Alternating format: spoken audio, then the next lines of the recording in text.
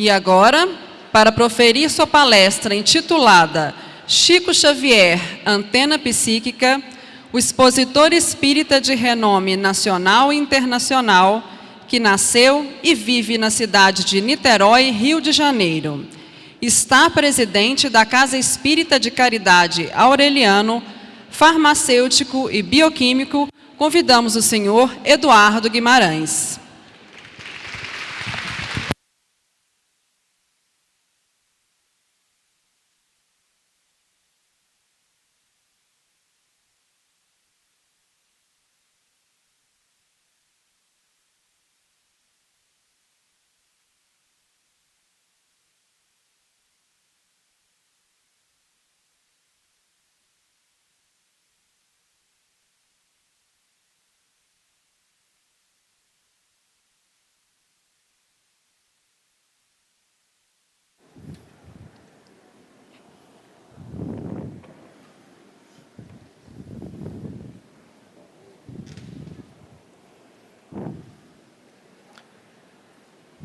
Queridos amigos, bom dia a todos. Depois dessas emoções, dessas energias em que tivemos o privilégio de sentir, pela palavra vibrante e profunda do nosso amigo de terras além mar. As nossas palavras, como as dele, são inicialmente de profunda gratidão. À semelhança dele, nós também nos sentimos obrigados. Obrigados por essa receptividade. Obrigado por esse encontro. Obrigado pela oportunidade dessa vivência, dessa experiência. Então, inicialmente, pedimos a Deus, os bons espíritos, que nos assistam nessa manhã de paz, nessa manhã de euforia espiritual, em que casamos mente e coração, evolando todas as nossas melhores energias ao Altíssimo, a fim de que ao final deste trabalho possamos sair de nós aqui um pouco melhores, um pouco mais sensíveis, agradecendo a Deus a oportunidade de estarmos juntos. Que Deus nos abençoe. Um profeta já fazia mais de 500 anos que Zacarias, uma das grandes vozes proféticas de Israel, havia em 8 monumentais visões previsto a derrocada das nações inimigas de Israel e a elevação do povo de Deus à condição de nação número 1, da nação eleita entre todas as nações da terra. Mas já tinham mais de 500 anos que não aparecera nenhuma outra voz profética. E o povo judeu, acostumado a essas vozes, a esses prenúncios, a essas previsões, se sentia inconformado, porque os céus não mais lhes falara, porque as vozes dos grandes médiuns de Israel cessaram. E o salmista, depois um pouco mais à frente, vai como que pedir de Deus satisfação, uma razão para o silêncio de tantos séculos. Senhor, acaso esquecestes as promessas que fizestes a Davi? Onde estão as tuas infinitas misericórdias? Não vemos mais nossos estandartes. Como nós sabemos, meus amigos, o povo judeu, o judaísmo, é uma religião que se caracteriza pela necessidade de significado. Os judeus querem entender tudo, todos os grandes acontecimentos, todas as reviravoltas que aconteceram com o povo. Eles têm necessidade de entender, de equacionar, de explicar. Então, o dilúvio, o cativeiro na Babilônia, o êxodo, todos os grandes acontecimentos, quer na história, quer na vida pessoal, o judaísmo tem uma necessidade enorme de interpretar, de sentir, de equacionar. Daí que na medida em que 500 anos estavam ausentes de profetas, através dos quais Deus lhes falava, havia uma angústia, havia uma apreensão, porque os silêncios de Deus representavam para aquela gente um silêncio, uma reprovação. E hoje, depois do salmista, quando o reino de Israel cai na mão dos caldeus, eis que o salmista volta a Deus dizendo: Senhor, já não há profetas, e dentre nós ninguém sabe até quando. Senhor, já não há profetas, e dentre nós ninguém sabe até quando. Creio, meus irmãos, que esse clamor do salmista, feito há mais de 2000 anos, se encaixa perfeitamente na boca de nós espíritas, desde aquela manhã de domingo, de 30 de junho de 2002, dia, mês e ano em que desencarnou o nosso Chico Xavier. À semelhança do povo judeu, nós outros podemos repetir com eles: Senhor, já não há profetas, e dentre nós ninguém sabe até quando. É bem verdade, meus amigos, que a mediunidade está na vida. A mediunidade se manifesta aqui, ali, além alhures. Mas há que se distinguir aquilo que é a mediunidade padrão, a mediunidade que nós observamos nas casas espíritas, a mediunidade que se expressa através de médiuns padronizados, mais comuns, e a chamada mediunidade reveladora, por assim dizer, a mediunidade profética. A mediunidade pode ser um processo relativamente comum. Dizia o Chico que mediunidade e psicografia é como capim, dá em qualquer lugar. Mas a mediunidade de psicografia reveladora, aquela em que o médium viaja para o futuro e traz do imponderável verdades que nós sequer desconfiávamos.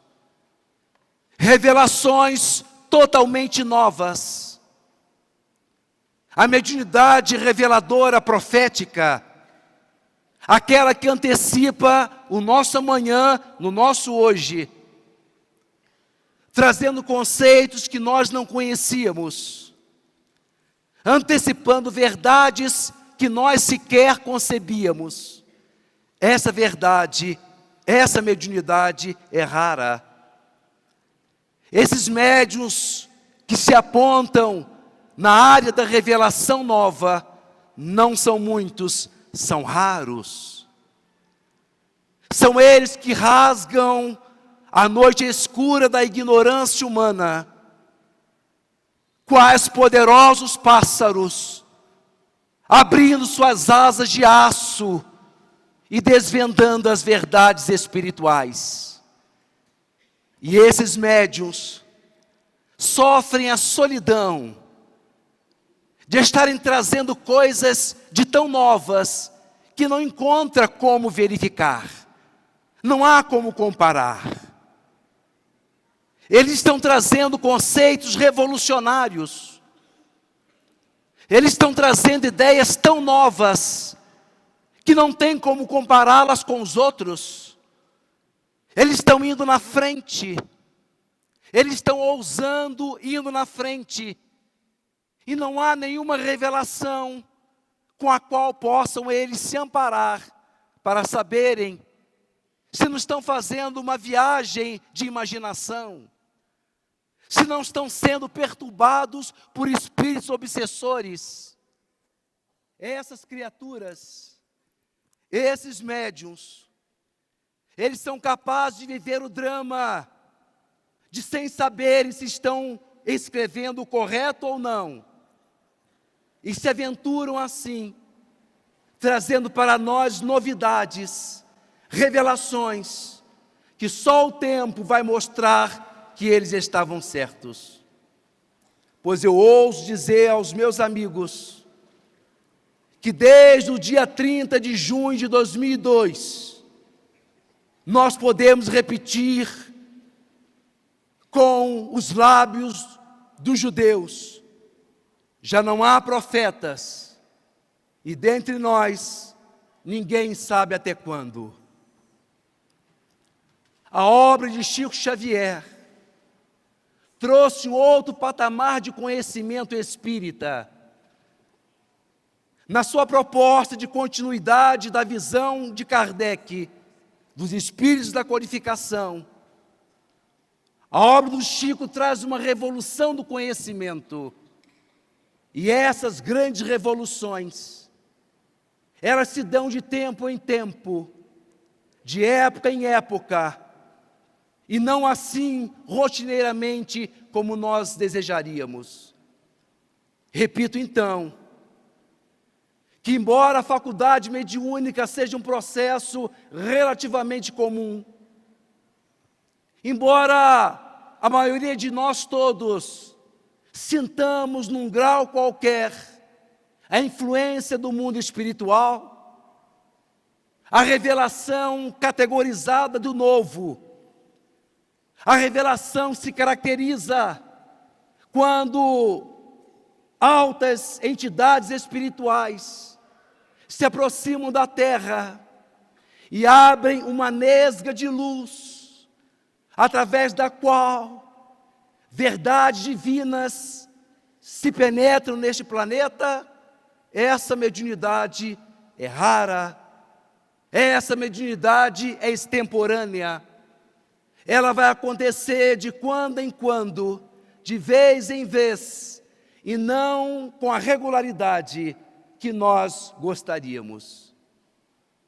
Embora espíritas, e talvez os maiores conhecedores do fenômeno mediúnico, nós que temos o livro dos médiuns, a maior cartilha até hoje escrita sobre a mediunidade, nós que somos os maiores conhecedores desse assunto, nós que somos doutores na matéria sobre mediunidade, acontece um fato estranho. É que, embora profundos conhecedores da mediunidade, nós não temos competência para produzir o médium. Todo conhecimento espírita, toda a nossa percepção do que é mediunidade, não nos gabarita a produzir o médium. Porque esses seres diferentes, notadamente os mais potentes, os mais agudos, os mais fortes, esses são dons que a vida nos dá. São essas criaturas que aparecem aqui, ali, além, alhures. Nascem em cidades pequenas, em sítios solitários, à mercê da vontade de Deus. Eles nascem como verdadeiros presentes do Altíssimo, em diversos lugares. E nós, espíritas, nós, os detentores do conhecimento mediúnico, ainda não temos a condição, a capacidade, a competência de criar mediunidade. Quando ela está presente no indivíduo, quando a criatura nasce dotada dessa capacidade, é na casa espírita que, na maioria das vezes, ela vai se orientar, ela vai potencializar a sua faculdade. Allan Kardec nos diz, no livro dos médiuns, que a criatura que tem um potencial qualquer de mediunidade, no contato com o médium mais potente, acontece que o médium potente potencializa, agudiza e intensifica aquilo que a pessoa tem em potencial. Mas o indivíduo tem de ter primeiro o dom. Ele já nasce médium. E a partir do trabalho de orientação, o trabalho na casa espírita, esse dom se intensifica, se manifesta, produz, e que talvez fora da casa espírita não chegasse a realizar-se.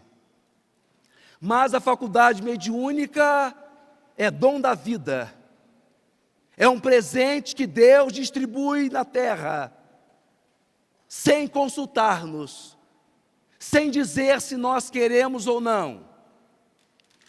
É a vida quem decide onde eles nascem, como nascem, em que condições aparecem, tirando da criatura humana a capacidade de produzir esses seres excepcionais, essas criaturas extraordinárias.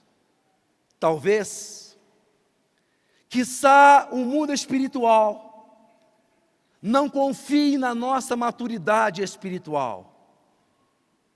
Talvez o mundo espiritual, conhecendo os nossos utilitarismos, a nossa maneira humana de ver as coisas, decidiu não nos entregar o conhecimento da mediunidade para o nosso próprio bem. Talvez nós não tenhamos maturidade, não tenhamos condições espirituais para absorver o processo pelo qual nós podemos desenvolver um médium. É a vida quem escolhe. Ela não nos dá esse segredo, talvez com receio de nós realizarmos mal uso, uma condução errada desse dom divino, desse dom de Deus.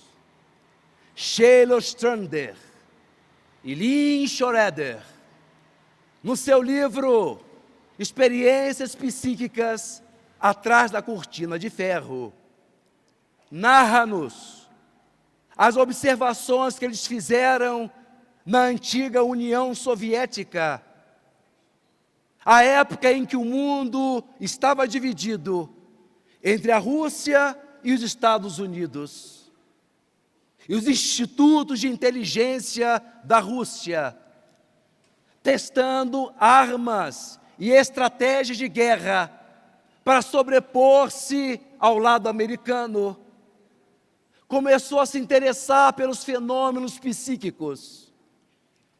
Os grandes cérebros da inteligência russa e também americana começaram a ver na mediunidade, nos fenômenos parapsíquicos, a possibilidade de uma atividade de guerra, de uma força capaz de se opor a qualquer estratégia guerreira do outro lado. Com que interesse, com que vontade os cérebros da KGB, os intelectuais da Rússia se aproximaram dos grandes médiuns russos, nas pessoas de Nélia Mikhailová, Bárbara Ivanova, Wolf Messing, médios dotados da chamada possibilidade psicocinética ou telecinética, em que através de um comando mental, eles podem alterar um objeto, trocá-lo de lugar, movê-lo. E as inteligências secretas começaram a imaginar que se tivessem um médium com essa potência, que se tivesse um instrumento com essa capacidade, bastaria que essa mente bem orientada se dirigisse para uma alavanca de míssil, que apertasse um botão, e sem a presença humana, uma batalha, um ataque poderia ocorrer. Certa vez, Messing, um dos maiores médiuns de todos os tempos, foi arrebatado, sequestrado, num teatro em que ele fazia uma apresentação. Com o rosto coberto, foi conduzido por um carro a alta velocidade. E quando chegou no paradeiro, quando os carrascos tiraram o capuz, ele estava diante de Joseph Stalin, o grande ditador russo. Queria saber se Messing tinha mesmo aquelas faculdades de comando mental. E ordenou então que ele fosse no dia seguinte ao Bangkok e lá tirasse 100 mil rublos de uma conta que ele não tinha nesse banco, somente influenciando mentalmente o caixa do banco. No dia seguinte, Wolf Messing adentra as portas do Banco da Rússia, rasga um pedaço de folha de papel, de folha de caderno, e entrega ao caixa, no mesmo tempo em que o condicionava, em que comandava que ele lhe entregasse 100 mil rublos, como se aquele pedaço de papel fosse um cheque. Um moço comandado pela mente potente de Messing vai ao cofre, tira os 100 mil rublos, coloca-o sobre a bancada, o médium retira o dinheiro, e lá fora, os técnicos, os espiões, na bolsa começaram a contar o dinheiro e verificaram que tinha exatamente 100 mil rublos. Cabia a Messing devolver o dinheiro. E quando ele chega na bancada, o caixa já estava fora da sua atuação mental.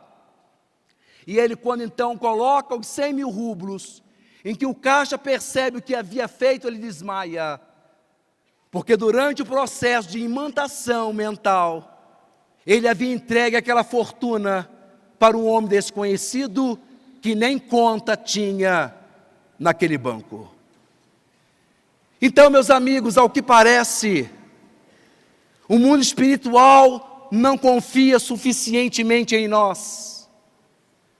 Decidiu não nos entregar a maneira como produzimos o médium. Dá-nos a ideia de como potencializar.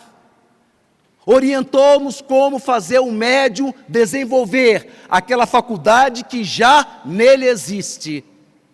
Mas decidiu que a humanidade ainda não está devidamente amadurecida para conhecer a mediunidade nos seus meandros, nas suas intimidades, nos seus porquês. Ou seja, de novo, não sabemos como produzem os médiuns, como essas criaturas nascem na vida. São dons da vida, são presentes de Deus, que nascem em circunstâncias as mais diversas, mostrando-nos o que pode a presença de Deus na nossa terra. Não temos ainda condição, porque a nossa maneira humana de fazer as coisas, o velho utilitarismo, o velho pragmatismo humano, haveria talvez de tomar da mediunidade em proveito próprio, em causa própria. E uma das grandes revelações chegou a nós numa reunião realizada em 1901 pelo grande metapsiquista italiano Ernesto Bolzano, no ciclo experimental Minerva, tendo ali presente a grande médium de efeitos físicos, uma das maiores médiums de efeitos físicos de todos os tempos, Eusápia Paladino. O ciclo experimental era dirigido pelo senhor Avelino. E em determinada noite, o espírito de John Fox diz que se o ambiente estiver bom, ele produzirá um fenômeno extraordinário, do qual ninguém mais se esquecerá. Foram as luzes apagadas, as mentes sintonizaram com o melhor. Em determinado instante, um ruído surdo, uma batida forte caiu sobre a mesa de trabalhos. Todos se assustaram. E quando acenderam as luzes, abriram os olhos, havia sobre a mesa, no centro da mesa, um pão italiano, conhecido como pão massa soda, de 4 pontas, o pão ali inteiro sobre a mesa, e todos ficaram espantados.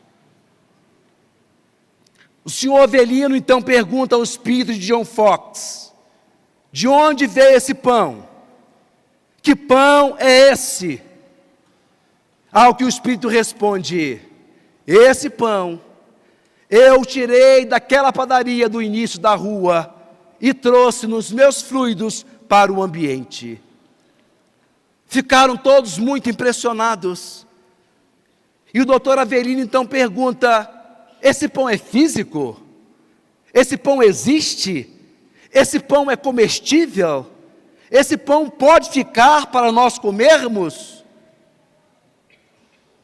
Espírito adora um lanchinho depois da reunião, desde aquela época. O Espírito disse: sim, o pão é real. Eu o tirei da padaria, ele está aqui, é físico.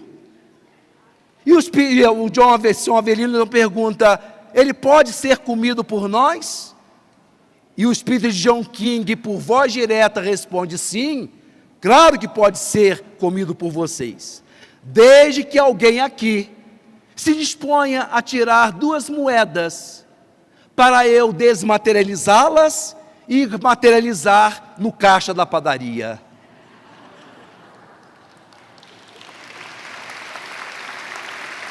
Vemos o sentido ético que orienta os fenômenos mediúnicos.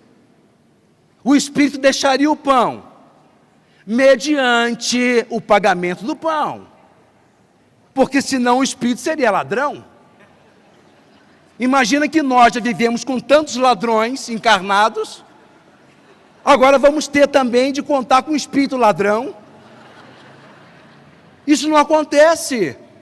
Imagina que qual seria o controle de estoque. Como é que a pessoa faria uma avaliação do que tem, do que gastou, do dinheiro que recebeu, se existissem falanges roubando pão, roubando bolo, roubando dinheiro.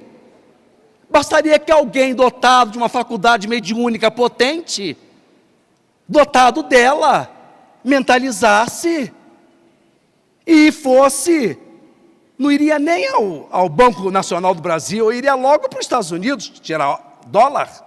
Eu vou querer real? Então a pessoa mentalizaria o Banco Europeu e tiraria de lá euros. Como acontece às vezes nas famílias múltiplas, em que ao final do mês o sujeito que trabalhou, que ganhou um bom salário, nunca tem dinheiro, sempre acaba antes. A avó, que recebe um salário mínimo, ela sempre tem um pouquinho mais. Não é geralmente nem assim? A gente não sabe como, é um milagre, porque ela sempre tem no final do mês um qualquer. E o sujeito que ganhou a beça, acabou tudo. Imaginemos a cena de uma avó que tivesse faculdade mediúnica, e o sujeito que tivesse gastado tudo, e a avó, porque tem pouco e quer ajudar o filho, o neto, esse chegaria em casa assim: como é, vovó? Toma contato aí com aqueles seus guias, me arranja aí uns 10 mil dólares só hoje. E essa senhora mentalizaria e tiraria do caixa do Banco Central os 10 mil reais, os 10 mil dólares que ele precisasse. Vemos que não é assim. Existem leis que regulam os fenômenos mediúnicos. Elas se impõem para que nós não utilizemos desse dom sagrado da mediunidade, que é um traço de luz entre duas esferas, a esfera não física e a esfera física. O que une as duas esferas é esse traço luminoso, que quanto mais for o médium desenvolvido espiritualmente, mais luminoso é esse traço. De modo que os fenômenos mediúnicos patentes, extraordinários, belíssimos, acontecerão na nossa vida de forma extemporânea. Nós não podemos viver à mercê deles. A existência humana tem as suas leis, tem as suas regras. O mundo espiritual se imiscui. O mundo espiritual adentra o mundo material extemporaneamente, de vez em quando. Ele não faz parte do mundo material. Nós temos as nossas leis, nossas regras humanas, de modo que não podemos viver na dependência do mundo astral. Eles vêm a nós de vez em quando, lembrando-nos de que somos imortais, de que existe essa vida além da matéria, mas eles não estão à mercê de nós, com os nossos caprichos, com os nossos desejos, com o nosso utilitarismo, com as nossas vontades humanas.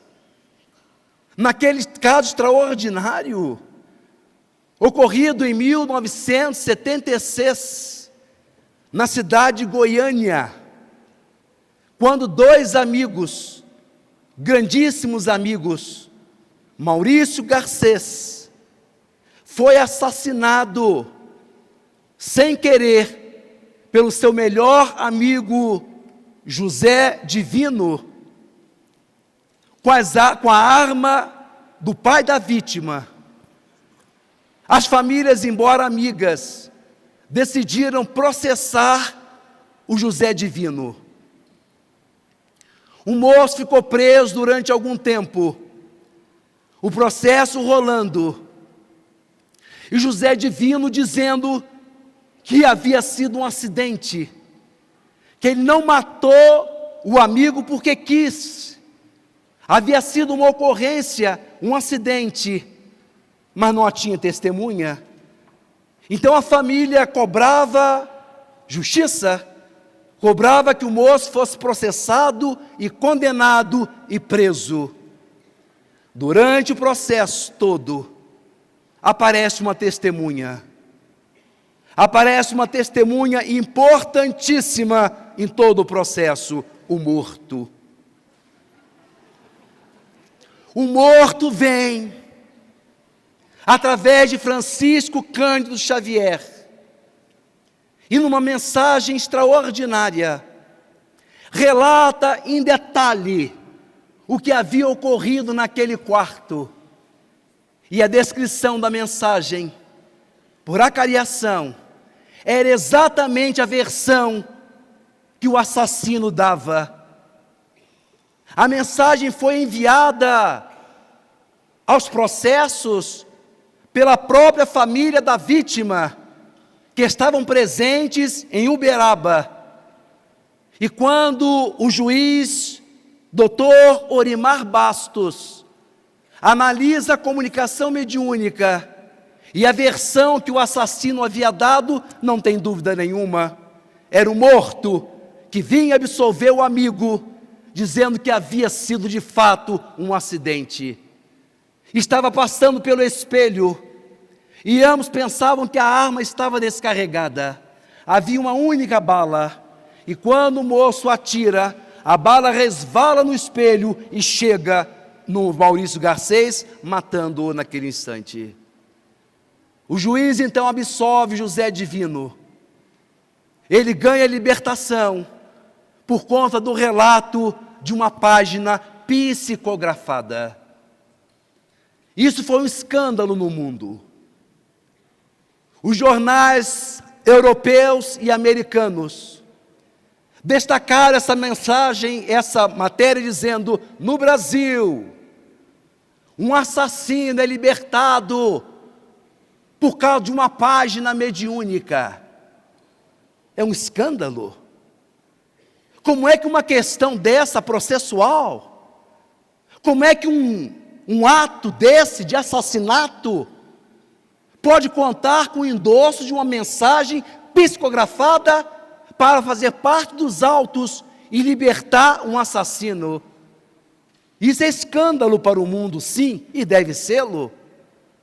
Porque se não fosse assim, se a todo momento tivéssemos nós um médium para elucidar um assassinato, a polícia não fazia mais investigação, ninguém mais ia investigar, avaliar. Bastaria a polícia estar diante de um problema qualquer, se acercasse de um médium e dissesse: olha, vê aí, afinal de contas, quem matou fulano. E o médium faria essa busca e revelaria.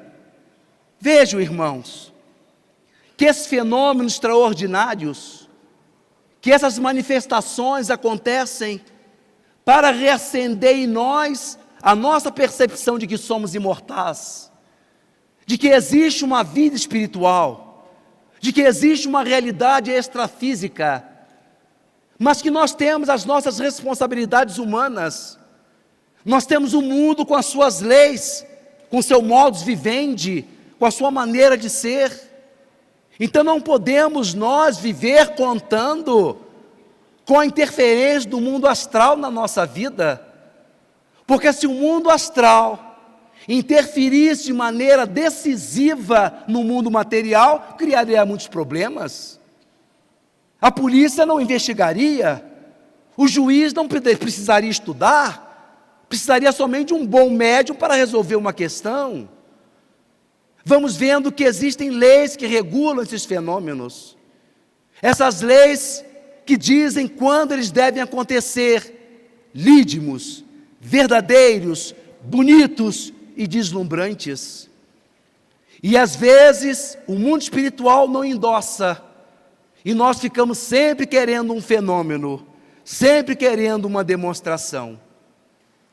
Eu tive o privilégio de, na atual encarnação, conviver durante 10 anos com um dos maiores médiuns de que eu tenho notícia. Não era um médium de toda hora. No nosso amigo Newton Boechat, o fenômeno mediúnico não anunciava quando ia acontecer. Acontecia na porta de um cinema, acontecia na rua, mas os fenômenos produzidos pelo Newton eram estarrecedores, fortíssimos. E durante então 10 anos, eu tive a oportunidade de verificar fenômenos extraordinários, que sedimentaram, que balizaram, que fortaleceram a minha fé na realidade espiritual, na realidade extrafísica. Eu conhecia o Newton de pouco tempo, alguns poucos meses, e fomos convidados para passar um final de semana numa praia de Niterói, chamada Piratininga.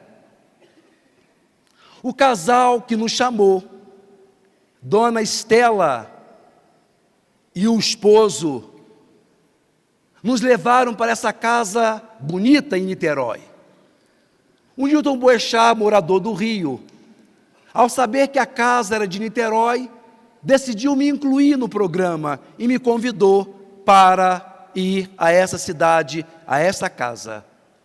O carro veio do Rio, passou por Niterói, me apanhou e fomos todos os 4 para essa casa, numa região praiana de Niterói. Chegamos à casa, a Dona Estela foi para a cozinha preparar o nosso almoço e indicou que os nossos quartos estavam em cima. Era um quarto de 2 camas de solteiro. Então, quando eu entrei no quarto, eu joguei minha mochila sobre uma cama. O Newton Boechat deitou-se na cama dele e o quarto não tinha janelas. Tinha uma porta que se abria para uma grande varanda. Então eu, garoto, tinha 18, 19 anos. Não parece, mas eu já tive essa idade. Tem um tempinho isso. Eu ali abri aquela porta afoito, querendo ver o que tinha, e quando abri a porta eu me deparei com aquela beleza daquela praia oceânica, a praia de Piratininga. Eu me emocionei. Era tanta beleza que eu me lembrei dos versos de Castro Alves, no seu grande poema chamado Navios Negreiros, em que o grande poeta, em algum instante, contemplando o mar, diz ele assim: qual dos dois é o céu? Ali se estreitam 2 infinitos. Qual dos dois é o céu? Qual dos dois é o mar? Todos já viram que quando a praia é muito profunda, que a gente olha na fímbria do horizonte, ali parece que a água está encostando no mar, que o mar desceu e está encostando na água, e então se estreitam, ali se estreitam 2 infinitos. Qual dos dois é o céu? Qual dos dois é o mar? Eu pensei isso. Eu olhei aquela imensidão belíssima e repeti comigo, dentro de mim mesmo, os versos de Castro Alves. Quando eu estava olhando para aquela praia, eu ouço o Newton Boechat, lá de sua cama, gritar assim para mim: Castro Alves. Eu me assustei. Eu não tinha falado Castro Alves. Eu só tinha pensado Castro Alves. Como é que ele sabia que eu estava pensando exatamente aquilo? E eu virei para ele: mas como é que você sabe? Assim, eu sei. Você não estava pensando, não era Castro Alves? Assim, sim, pensei isso sim. Assim, na hora em que você estava pensando, na sua tela, sobre você, eu vi os versos, e eu sei, alguém me disse que era de Castro Alves. Não é Castro Alves? Assim, sim, é Castro Alves. Fiquei pasmo e assustado. Fiquei pasmo e medroso. Porque agora como é que a gente vai ficar perto de uma pessoa que sabe o que a gente está pensando? Como é que eu ia agora, dali para frente, ficar do lado de um sujeito que pudesse imaginar, saber o que eu estou pensando? Imagina a cena. A gente está perto de uma pessoa, e quantas vezes o nosso pensamento vagueia, vai para lá, vai para cá, dança e volta. Imagine se a pessoa estivesse sabendo o que a gente estava pensando. E quando então surgissem aqueles pensamentos que a gente não quer, sabe aquela coisa que aparece, que a gente não pediu, a gente não quer que apareça. Então o pensamento vai dizer: não, esse já era, já passou, já pensou. Aí o médium vê. Vejam, irmãos, como seria a vida difícil. Como é que se todos pudessem ver o que o outro está pensando? Como é que aconteceria a noite de Natal? Dia de mãe. Imagina aquela pessoa que chega, a gente sorri, diz: olha, você veio.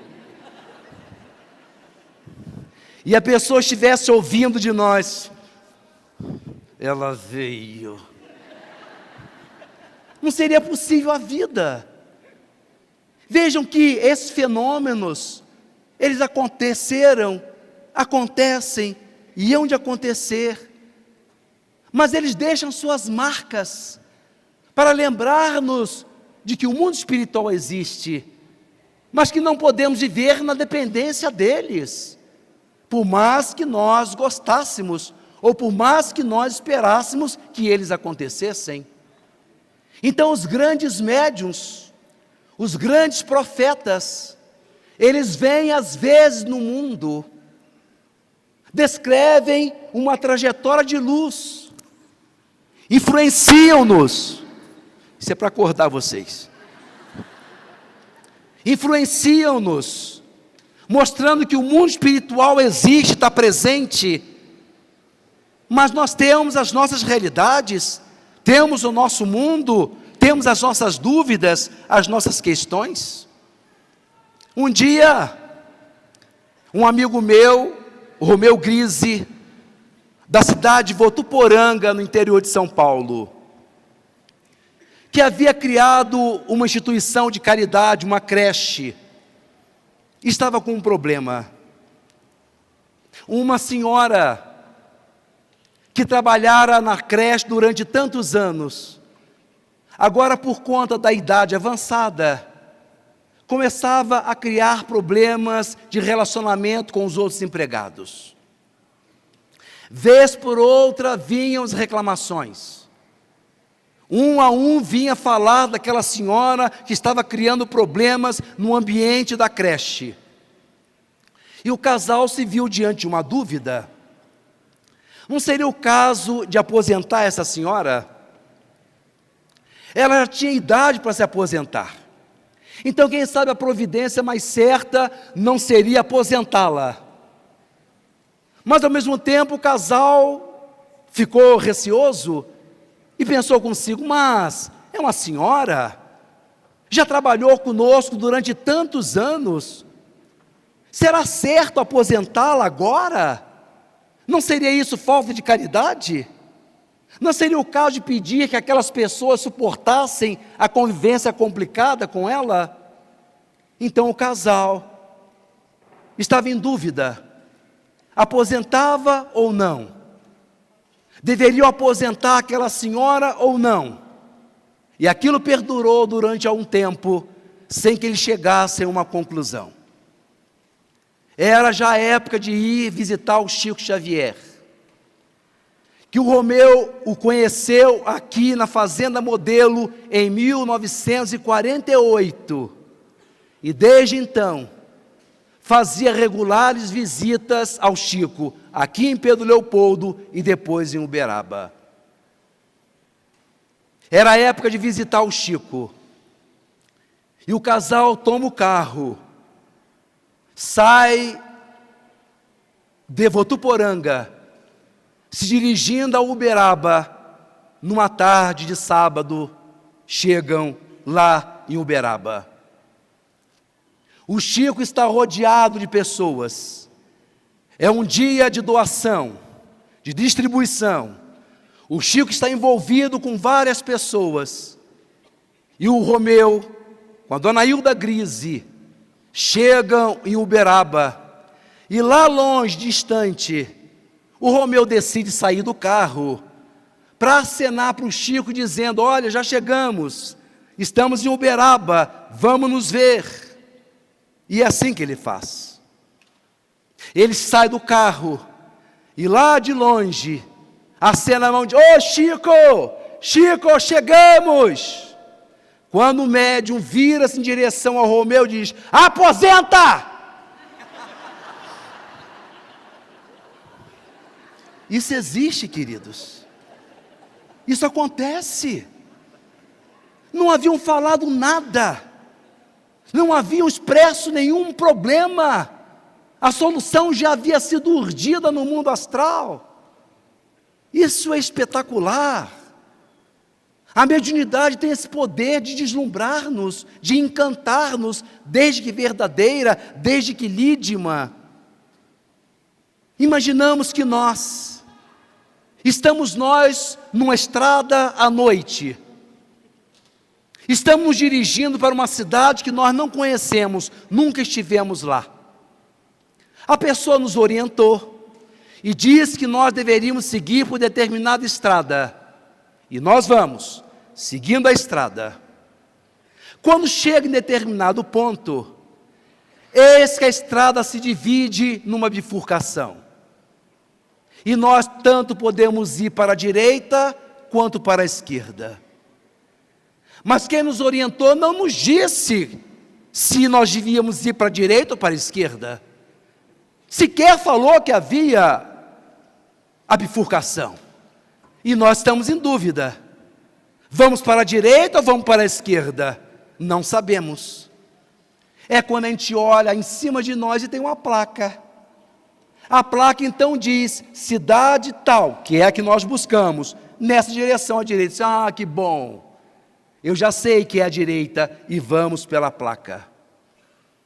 A mediunidade lídima, a mediunidade santa, a mediunidade com Jesus, é essa placa que às vezes aparece no nosso destino, apontando-nos qual o caminho, qual a estrada a seguir. Mas às vezes, nós nos encontramos diante de bifurcações. O destino nos traz questões que, por mais que analisemos, por mais que pensemos, nós temos dúvidas, temos incertezas.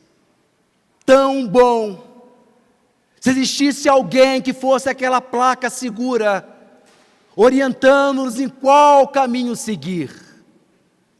Mas vamos imaginar, ainda no nosso exemplo, que estamos nós nessa noite escura, nessa mesma estrada, e deparamos-nos com a tal bifurcação, e olhamos em cima, tem uma placa, nos orientando para uma cidade, para a cidade.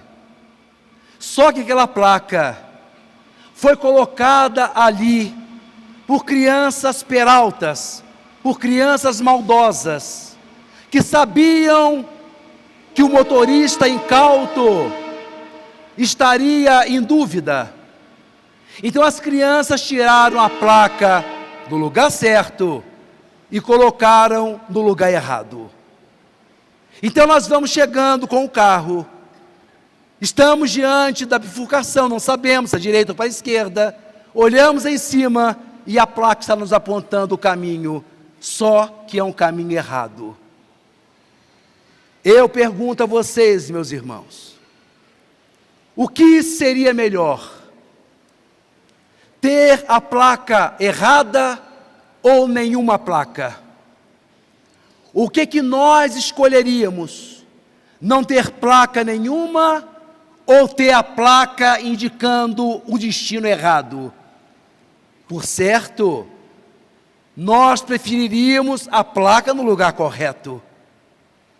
Mas entre a placa no lugar correto e a placa no lugar errado, é melhor não ter placa nenhuma. Porque aí eu confio nos meus potenciais. Eu vou com meus próprios recursos, avaliando qual caminho, se é a direita ou a esquerda. Então eu confio na minha sensibilidade, eu pergunto a alguém, eu olho no mapa, eu vou com os meus próprios recursos, achando a cidade certa, comigo mesmo. Assim às vezes acontece com a mediunidade, meus amigos. É claro que nós todos gostaríamos de uma placa orientadora no caminho certo. Mas quantas vezes a nossa imaturidade tem buscado orientações em placas erradas? Quantos de nós não se conformam com o fato de o grande profeta ter se afastado de nós e queremos perpetuar-lhe a presença através de outras placas, sem o mesmo teor, sem a mesma força, sem a mesma intensidade. Quantos de nós que desprezamos as páginas recebidas pelo Chico, estamos hoje em busca de novidades, de outros livros, de outras mensagens.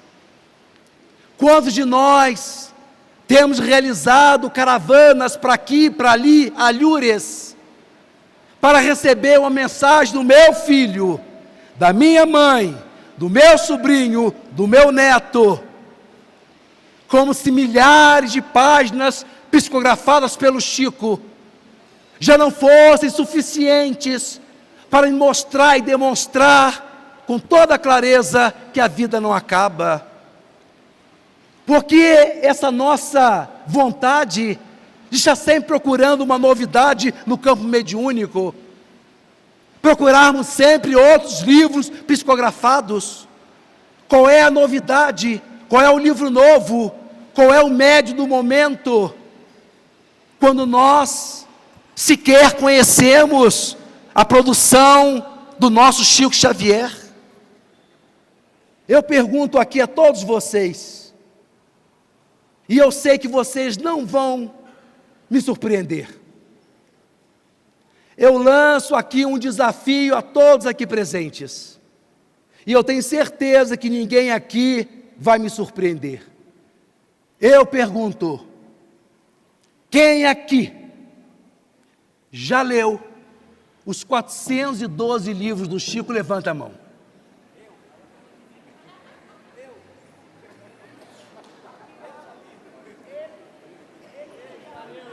Ninguém. Não vale de nada.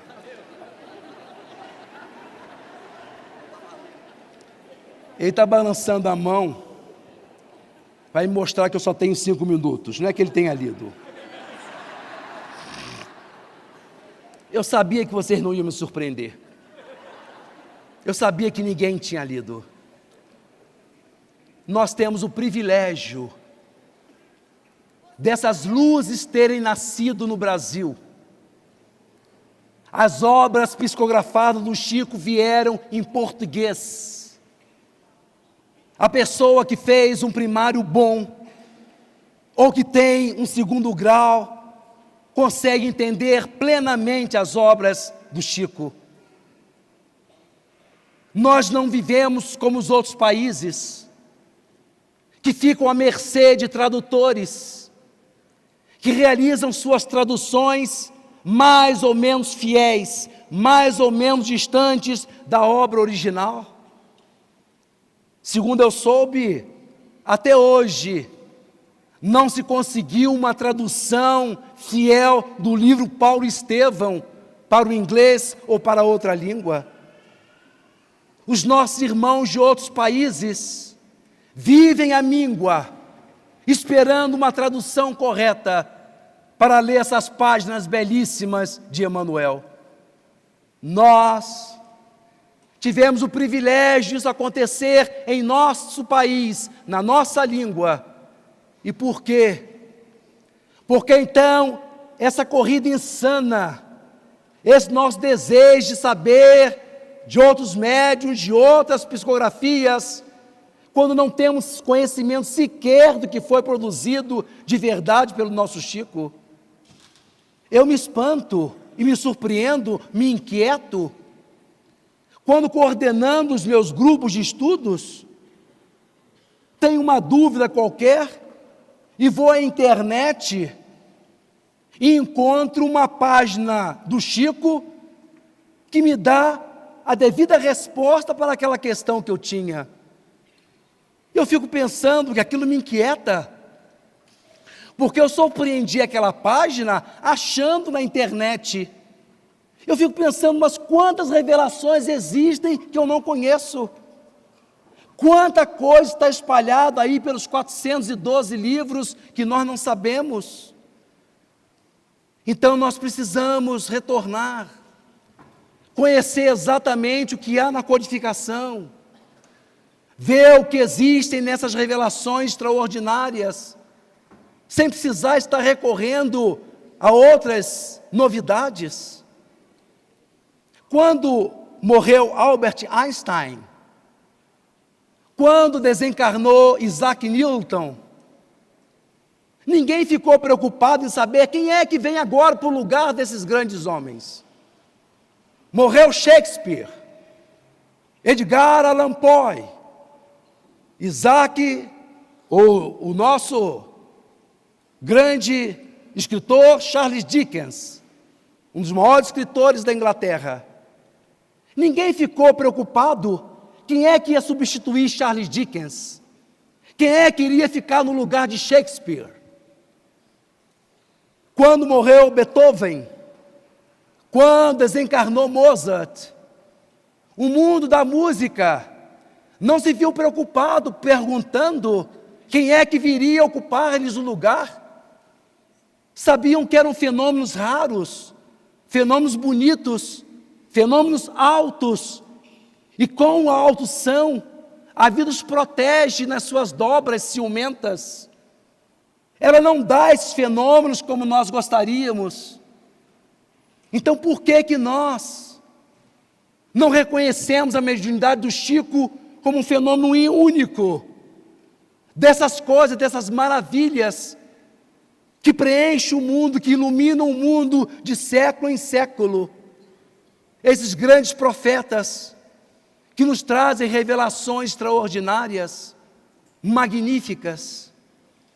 É hora então, meus irmãos, de voltarmos, valorizarmos essas obras, principalmente as publicadas enquanto Chico estava encarnado.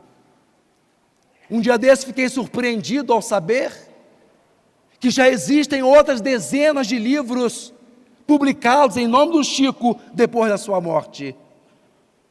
E eu me lembro da supervisão que Emmanuel fazia nas obras publicadas pelo Chico. Todos os escritores, todos aqueles que vieram contribuir, o próprio André Luiz, quantas vezes Emmanuel o convidou a retificar determinadas coisas. Há o episódio de João de Deus, um poeta, em que trazia um verso que dizia que nós espíritas vivemos ludibriados, enganados. Emmanuel vê aquele soneto, aquele verso, e diz: muda esse verso, porque os espíritas não vivem enganados, não são ludibriados. O grande poeta João de Deus se viu obrigado a alterar o verso que ele havia escrito, porque existe uma supervisão espiritual, existia um olhar crítico de Emmanuel supervisionando aquilo tudo que estava saindo.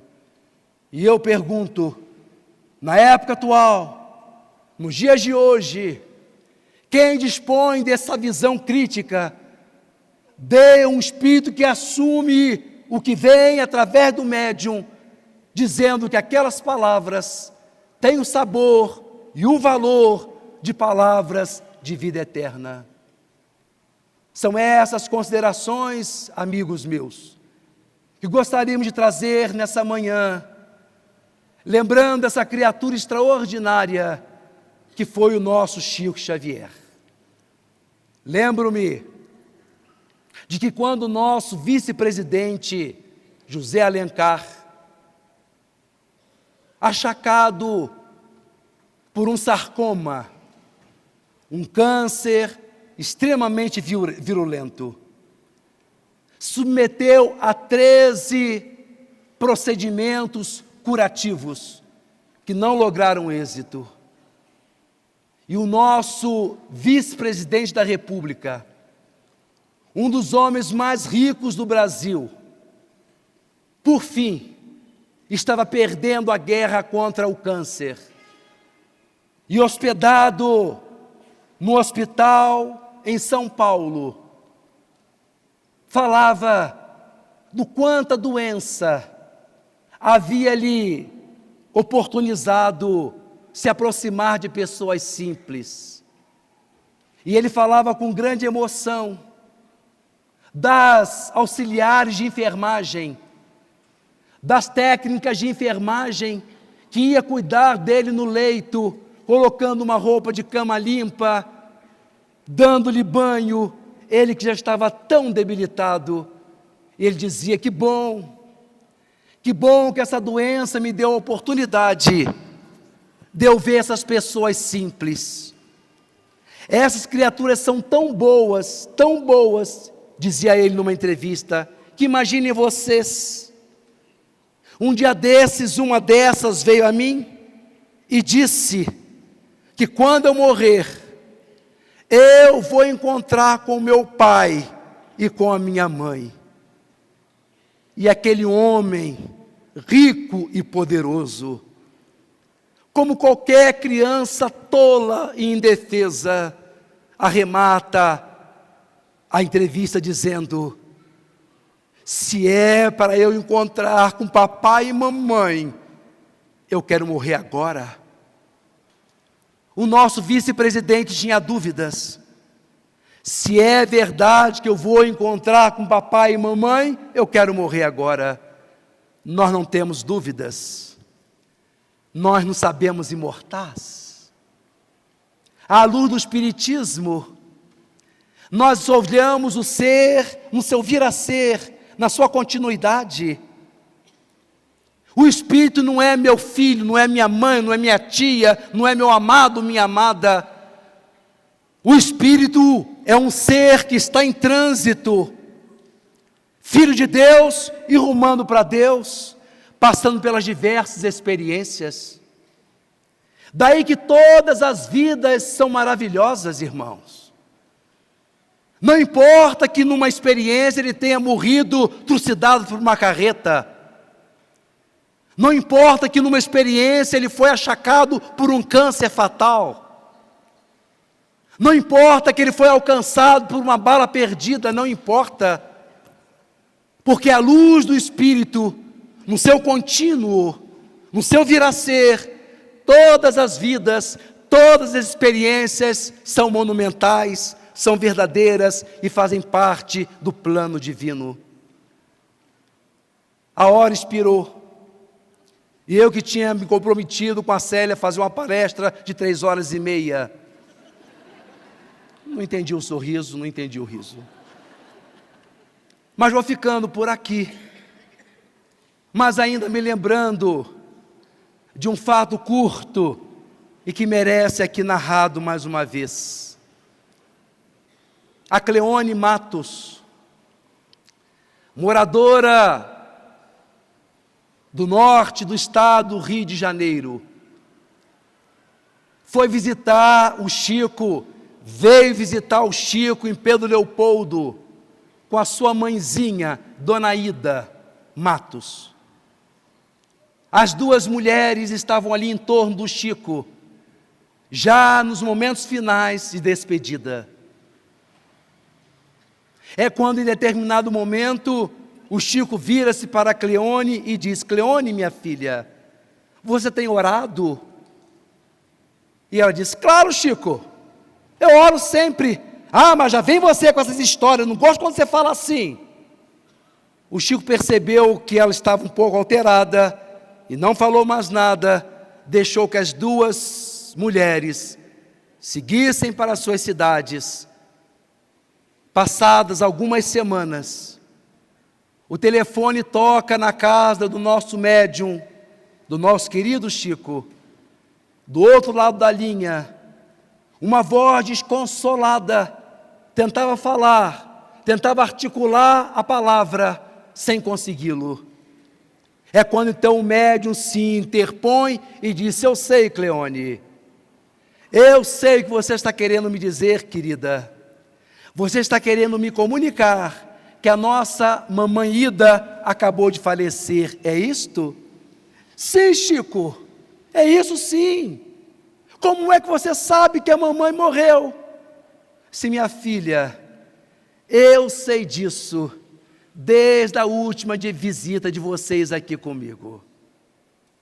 Na hora em que vocês estavam indo embora, o seu pai, Cleone, se aproximou de mim, bateu no meu ombro e disse: Chico, eu estou numa alegria. Chico, eu estou numa euforia. E eu perguntei a ele, a entidade, por que aquela alegria excepcional? Por que tanta expectação? E a entidade então disse: Chico, me disseram que daqui a pouquinho a minha costelinha vai vir para o lado de cá. A minha costelinha, queridos. Aqueles amados que se afastam de nós, pelos traços tristes da morte. Aquelas criaturas que esmagam o nosso coração no último adeus, são recepcionados no mundo astral, com as glórias das boas-vindas, e principalmente aqueles que tiveram uma trajetória feliz, são recebidos pelos que lá já estavam: seja bem-vindo, parabéns pela trajetória, foste um vencedor. Que possamos nós, meus irmãos, embora vivendo no mundo com as suas leis, com as suas regras, não perdermos de vista essa percepção de que aqueles que para lá vão estão se encontrando com seus amados, de modo que nós espíritas, ao despedir dos nossos amados, não dizemos adeus. Nós não nos despedimos das pessoas amadas, dizemos até Deus, adeus. Os espíritas, quando se despedem dos seus queridos, simplesmente dizem: até breve. Até breve, amado meu. Até breve, amada minha. Porque mais cedo ou mais tarde, serei eu a fazer essa grande caminhada, essa grande viagem. E nesse final de encontro, amigos, embora não tenhamos a mediunidade de clarividência, não me é impossível imaginar que além dessas cadeiras físicas e arquibancadas onde vocês estão sentados, existe um outro auditório, uma outra arquibancada invisível, fluídica, e aqueles nossos queridos de ontem e de sempre, aqueles que vibraram fortemente na nossa alma e que foram importantes para a nossa vida, eles estão sentados aí do nosso lado, estão numa cadeira contígua à nossa, na outra dimensão.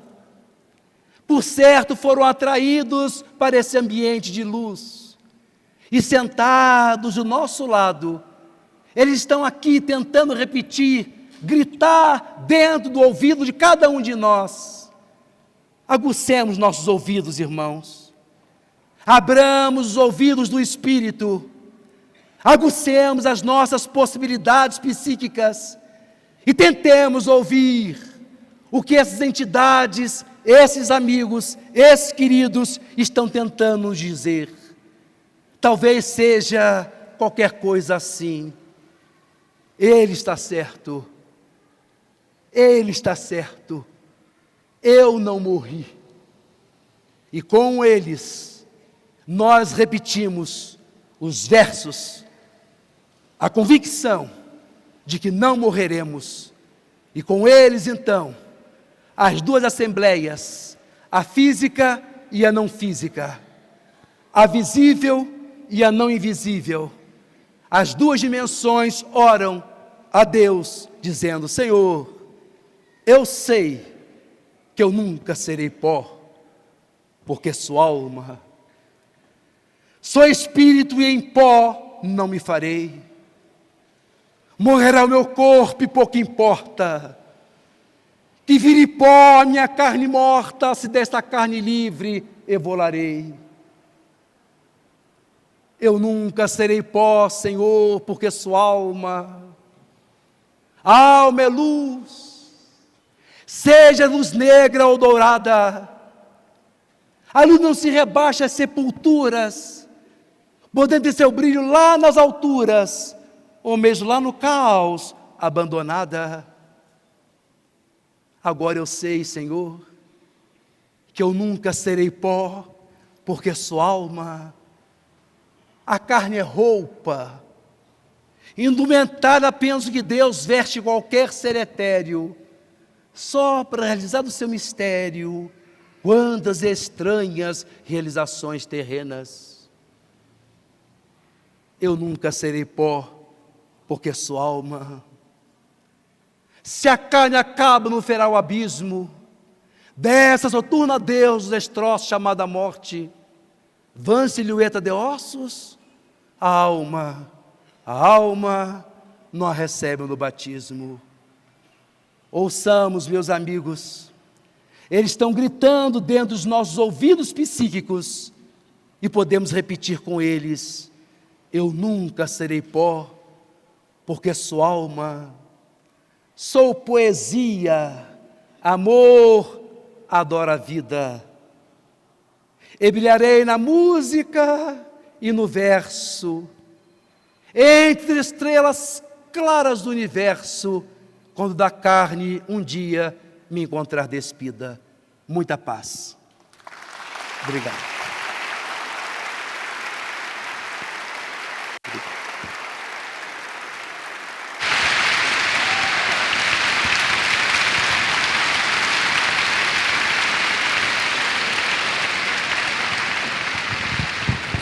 Agradecemos ao nosso muito querido irmão Eduardo Guimarães, que deixou extravasar de seu coração todo amor pela doutrina, que a todos nos irmana neste momento.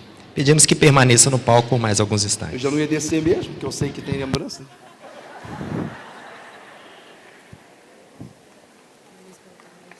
Primeiro um abraço.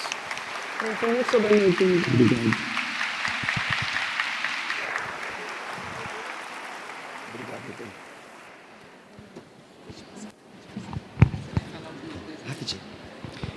Gostaríamos de registrar a presença de Ricardo Pinfield, diretor da editora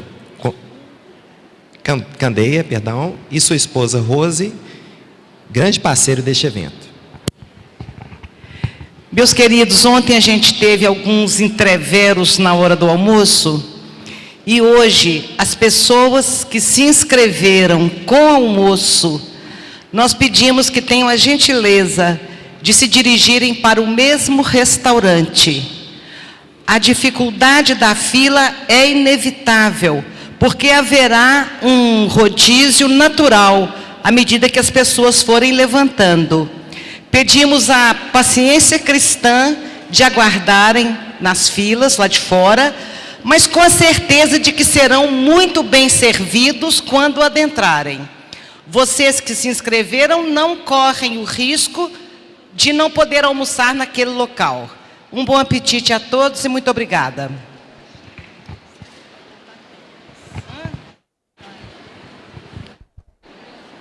Queridos amigos ouvintes das três emissoras do bem, né? Digamos assim, NAS TV, Rede Amigo Espírita e Web Rádio Fraternidade. Finalizamos agora a parte da manhã. Estaremos voltando às 13h45 com Haroldo Dutra Dias. Teremos Divaldo Franco encerrando o dia e encerrando também o congresso. Então fique por dentro das nossas programações. Não saiam daí, às 13h45 retornaremos ao vivo, direto de Pedro Leopoldo, no 2º Congresso Espírita de Pedro Leopoldo. Núcleo Amigos da Comunicação Espírita, divulgando o Espiritismo por todos os cantos.